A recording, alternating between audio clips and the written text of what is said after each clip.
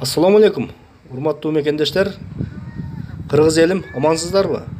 Сиздерге Сокулуктагы чоң базардын продукталардын бааларын кыскача маалымат кылып сурап билип бермекчибиз. Анда эмесе кеттик. Мына азыр биз сурайбыз мына капуста. Капуста канча? 25-35 штучка.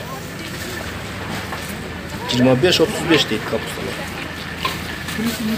Канча редиска? Редиска?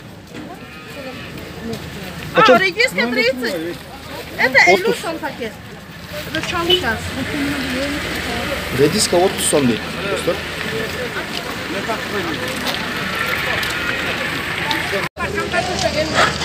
Канча картошка? 5 сомдан 8 сомдан. 48 бе? Кичинекейлери 5 сомдон, чоңдору 8 сом.